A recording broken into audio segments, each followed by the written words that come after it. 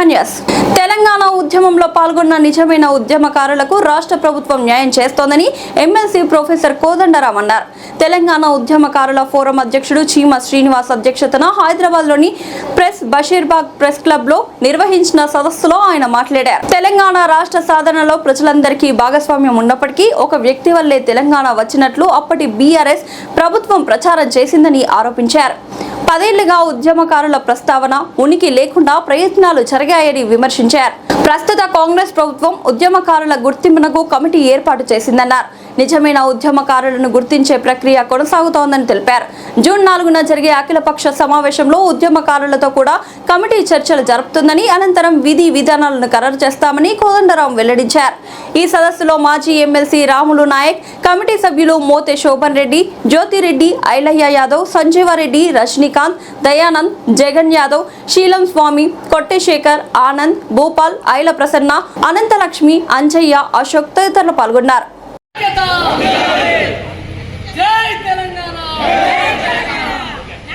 భాగంగా ఏ స్టేజ్ మీద ఈ పాట ఫస్ట్ పాడేది నేను.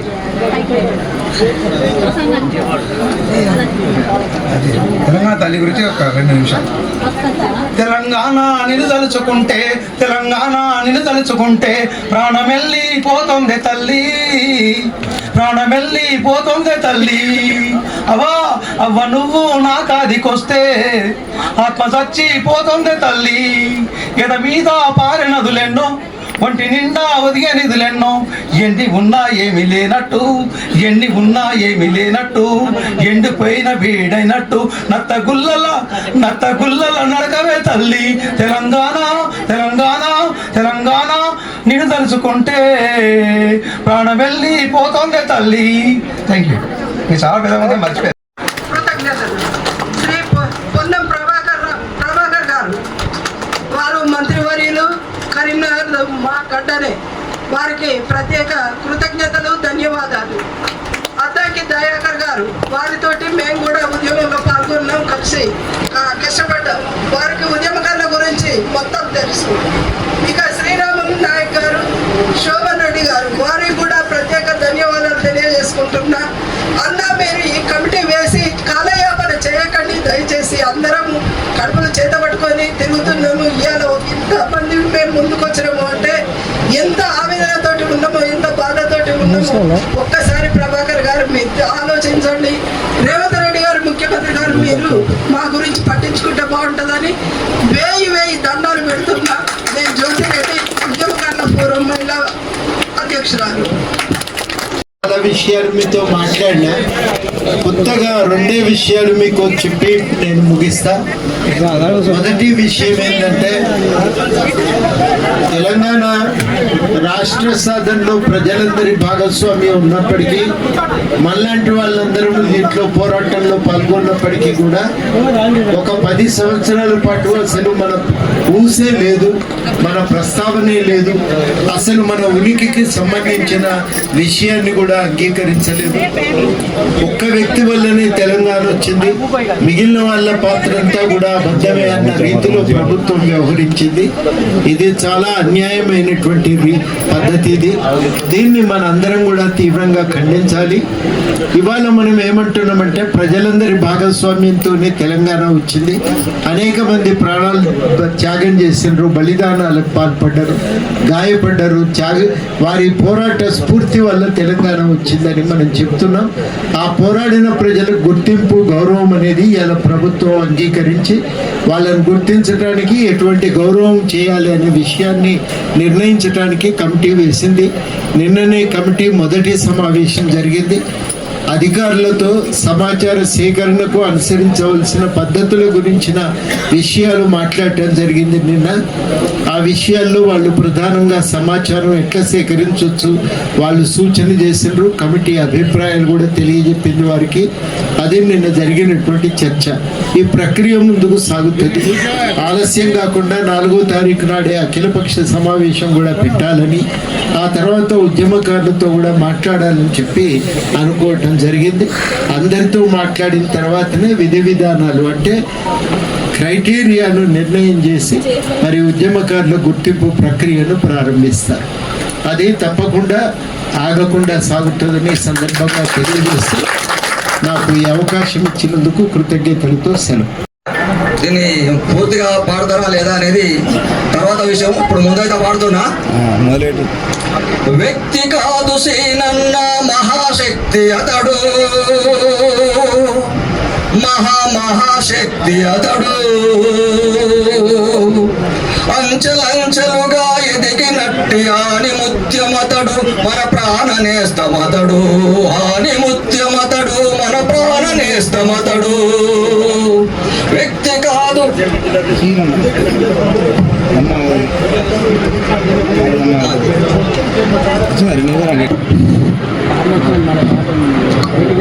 సంవత్సరాల నుండి మన సీనన్న చేసినటువంటి కృషి మనందరికీ తెలిసిన విషయమే.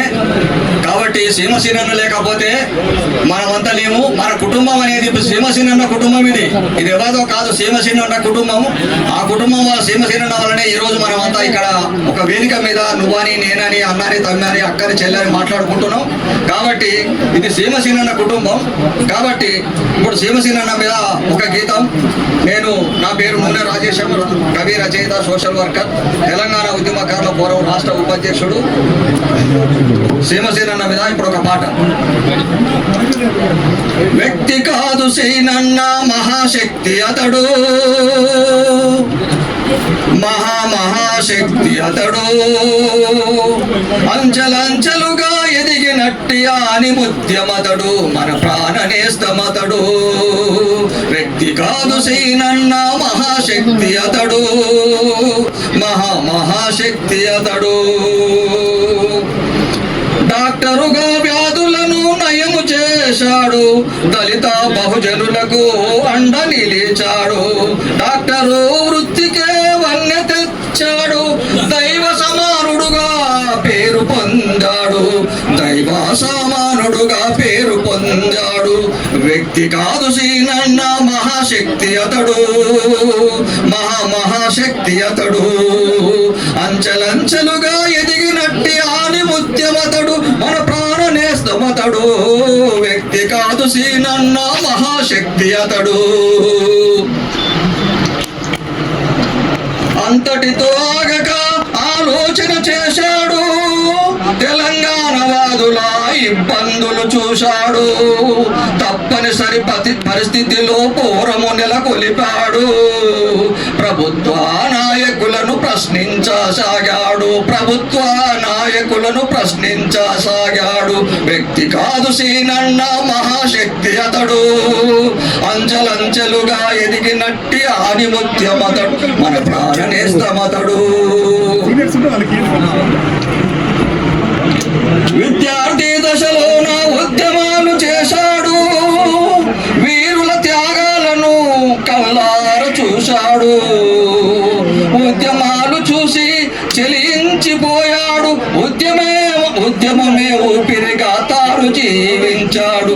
ఉద్యమమే ఊపిరిగా తాను జీవించాడు. వ్యక్తి కాదు సీనన్న మహాశక్తి అతడు, అంచెలంచెలుగా ఎదిగిన ఆని ముత్యమతడు, మన ప్రాణనేస్తమతడు. ప్రభుత్వాల పనితీరును పసిగట్టాడు, 10 ఏళ్ళు ఓపికతో ఎదిరి చూశాడు. ప్రభుత్వాల పనితీరును పసిగట్టాడు, 10 ఏళ్ళు ఓపికతో ఎదురు చూశాడు. 10 మందితోటి కలిసి పోరము పెట్టాడు, 10 జిల్లాలను ఏకము చేశాడు. 10 జిల్లాలను ఏకము చేశాడు.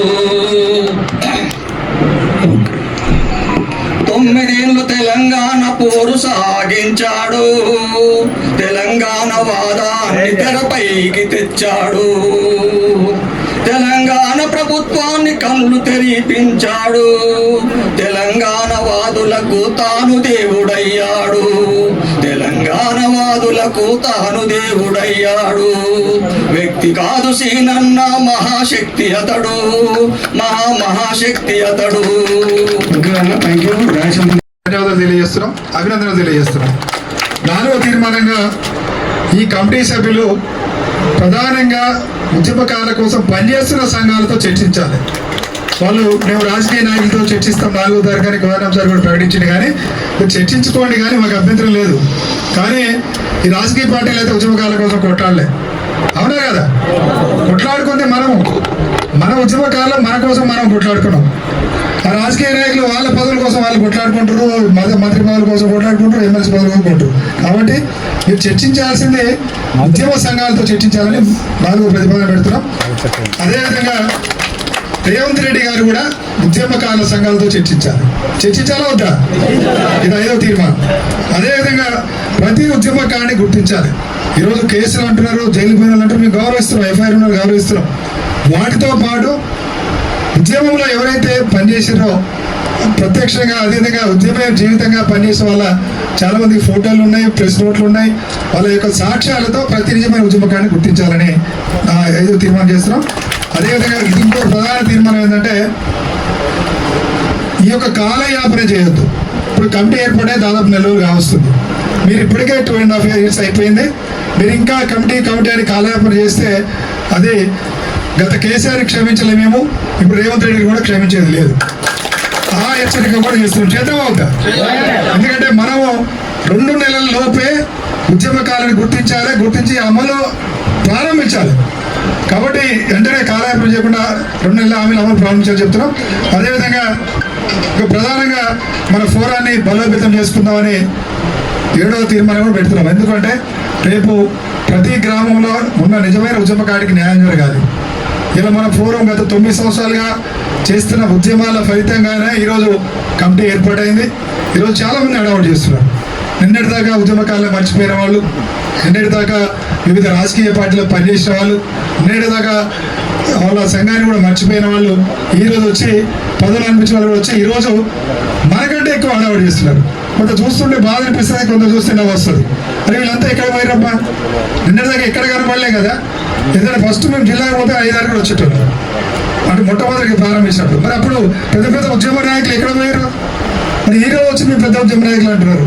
మరి మేము గౌరవిస్తాం పెద్ద ఉద్యమ నాయకుల్ని. మొట్టమొదటిగా మీరే ఫలం పొందండి.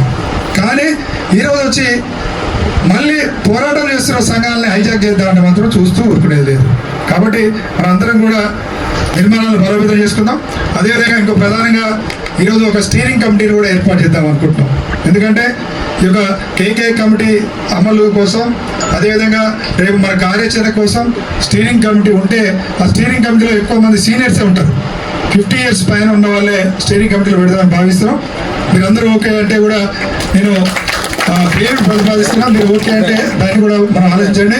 మన నూనె రాజేశం సార్ని స్టీరింగ్ కమిటీ కన్వీనర్గా ఉంచాలని మేము ప్రతిపాదన చేస్తున్నాం. మీరందరూ ఓకే అంటే, మరి ముఖ్యంగా కరీంనగర్ వాళ్ళు, ఐలన్న గారు వీళ్ళందరూ ఓకే అంటే దాన్ని కూడా మన నూనె రాజేశం సార్ని కన్వీనర్ చేద్దాం.